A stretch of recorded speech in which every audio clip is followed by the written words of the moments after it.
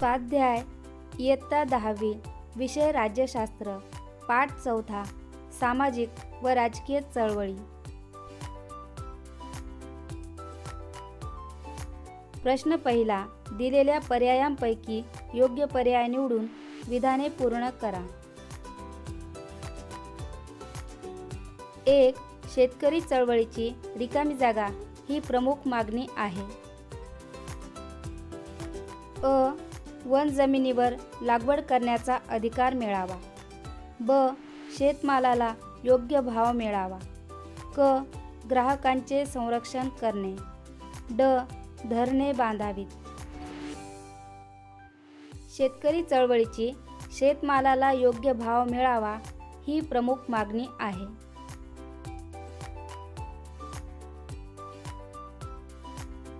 2. शेतीचे उत्पादन वाढवण्यासाठी आणि अन्नधान्याबाबत स्वयंपूर्ण होण्यासाठी रिकामी जागा करण्यात आली। अ. जलक्रांती। ब. हरित क्रांती। क. औद्योगिक क्रांती। ड. धवल क्रांती। शेतीचे उत्पादन वाढवण्यासाठी आणि अन्नधान्याबाबत स्वयंपूर्ण होण्यासाठी हरित क्रांती करण्यात आली।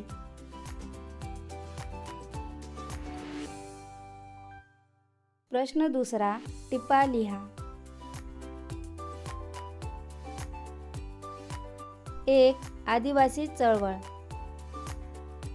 आदिवासी हा प्रारंभापासूनच जंगल संपत्तीवर उदरनिर्वाह करणारा समाज आहे।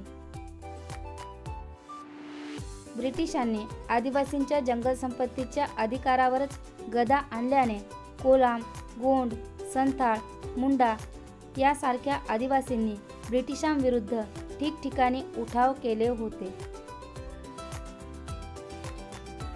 स्वतंत्र भारतातही आदिवासींचे उदरभरणाचे प्रश्न सुटलेले नाहीत।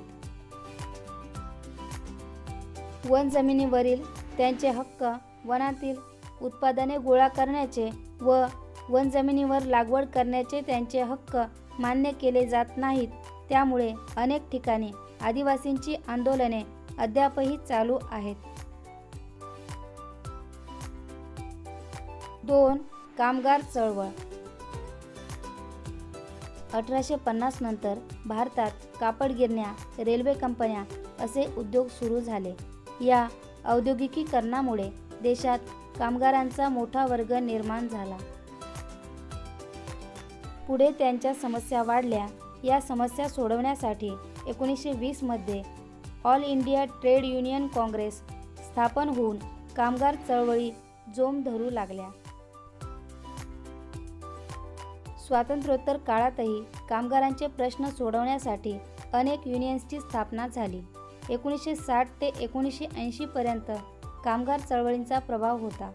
1980 नंतर मात्र मुंबईतील कापड गिरणी कामगारांचा संप अयशस्वी झाल्यानंतर हळूहळू ही चळवळ विखुरली व कमकुवत झाली।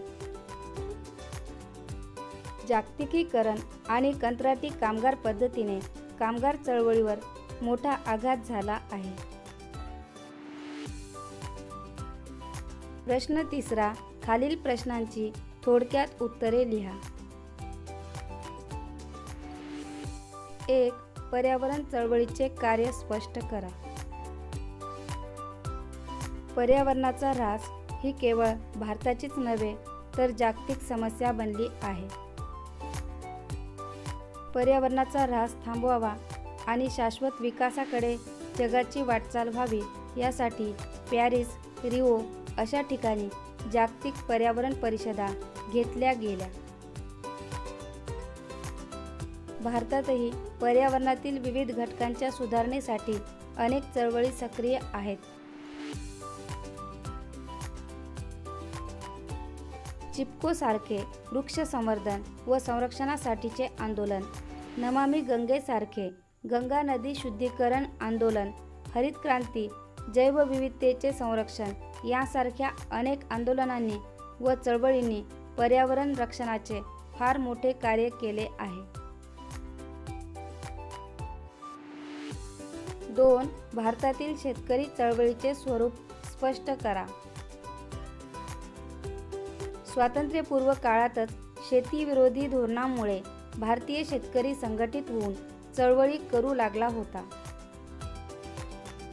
महात्मा फुले, न्यायमूर्ती रानडे, महात्मा गांधी यांसारख्या नेत्यांच्या प्रेरणेतून बारडोली, चंपारण्य या ठिकाणी शेतकऱ्यांचे मोठे सत्याग्रह झाले.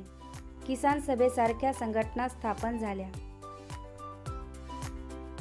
स्वातंत्र्योत्तर काळात कुळ कायद्यासारख्या कायद्यांनी शेतकरी चळवळी मंदावल्या. हरित क्रांतीने गरीब शेतकऱ्यांची स्थिती सुधारली नाही.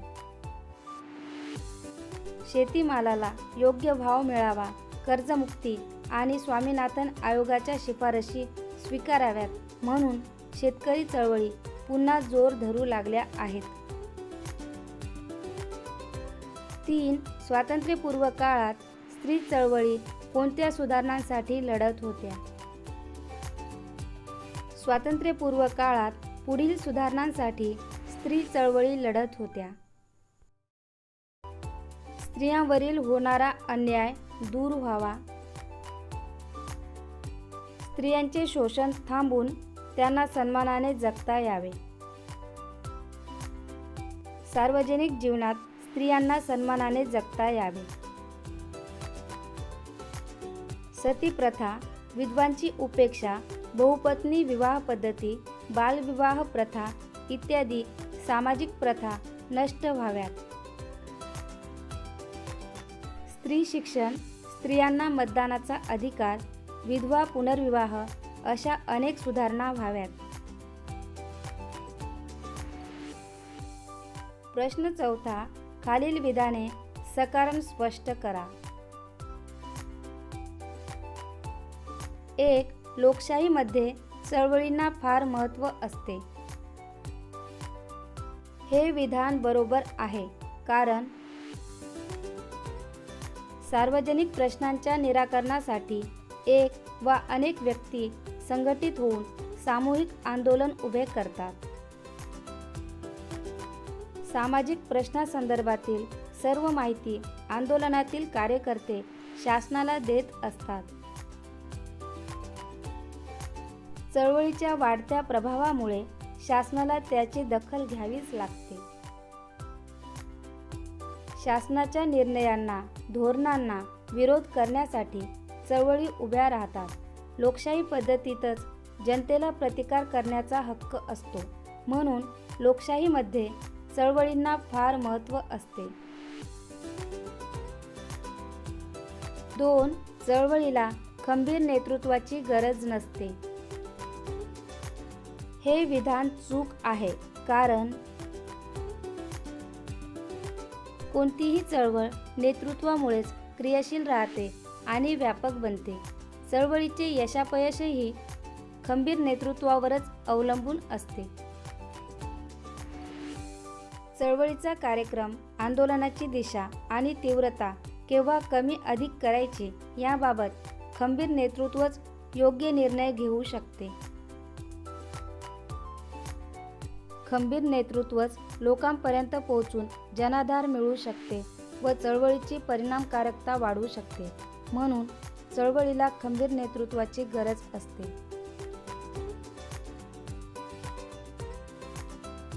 3. ग्राहक चळवळ अस्तित्वात आली.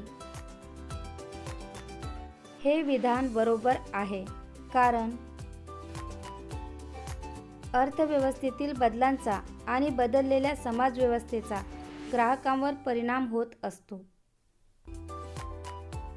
भेसळ, वस्तूंच्या वाढलेल्या किमती, वजनमापातील फसवणूक, वस्तूंचा कमी दर्जा पण अधिक किमती इत्यादींसारख्या अनेक समस्यांना ग्राहकांना तोंड द्यावे लागते. अशा फसवणुकीपासून ग्राहकांचे संरक्षण करण्यासाठी 1986 साली ग्राहक संरक्षण कायदा अस्तित्वात आला. त्यानंतर ग्राहकांना आपल्या हक्कांची जाणीव व्हावी व त्यांचे संरक्षण व्हावे यासाठी ग्राहक चळवळ अस्तित्वात आली.